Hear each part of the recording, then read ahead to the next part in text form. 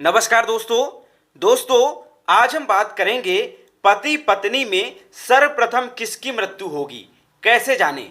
बिल्कुल सरल तरीका है और नाम अक्षर से जान सकते हैं कि पति पत्नी में सर्वप्रथम किसकी मृत्यु होगी। ये 100% बिल्कुल सत्य है।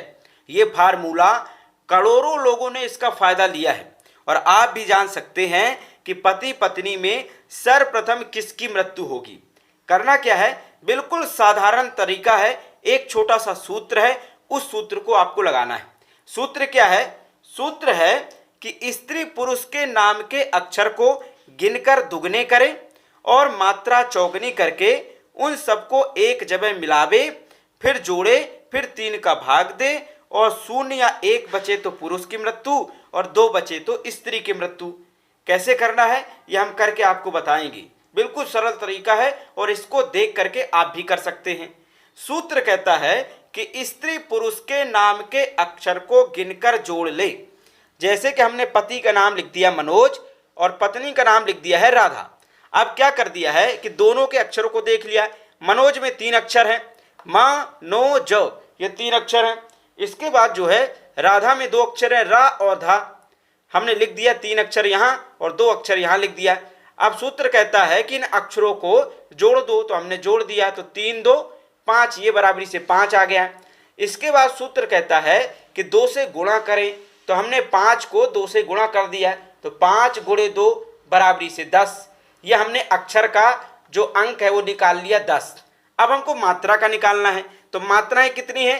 मनोज, नो की मात्रा हो गई 1 और रा और धा, इनमें दोनों में 1 मात्रा है।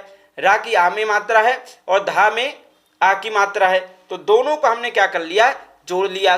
जैसे मात्राएं के हमने मनोज का 1 लिख दिया और पत्नी में जो है राधा में 2 मात्राएं, तो हमने 2 लिख दिया। बराबरी से जो है 3 मात्राएं हो गई। अब क्या करना है कि मात्राओं को 4 से गुणा करना है। मात्राओं को जोड़कर, ये हमने जोड़ लिया, जोड़कर 4 से गुणा करें। अब हम जैसे ही गुणा करेंगे तो ये आप देख रहे हैं कि 3 गुणे 4 बराबरी से 12। अब ये 12 आ गई, तो ये 12 जो है मात्राएं हैं। अब हमारा सूत्र कहता है कि मात्रा और अक्षरों के अंक को जोड़ देना है, तो हमने जोड़ दिया। अक्षरों के अंक जो है वो 10 हैं, तो हमने 10 लिखा। मात्राओं के 12 हैं, तो हमने 12 लिख दिया। दोनों को जोड़ा तो 22 हो गए। अब सूत्र कहता है कि 3 से भाग करें, तो हमने 3 का भाग कर दिया 22 में, तो ये आप देख रहे हैं यहाँ पे भाग हमने किया है। अब भाग जो दिख रहा है तो 7 3 21, 3 7 21, तो हमने क्या कर दिया कि ये यहाँ पर भाग कर दिया, तो 2 में 1 गए 1 और 2 में 2 गए 0। बराबरी से हमारा शेष आ गया 1। तो हमारा सूत्र कहता है कि यदि 0 बचे या 1 बचे तो ऐसे में पुरुष की मृत्यु होती है और 2 बचे तो महिला की मृत्यु होती है। तो ये रहा बिल्कुल सरल तरीका। इससे आप जान सकते हैं करके।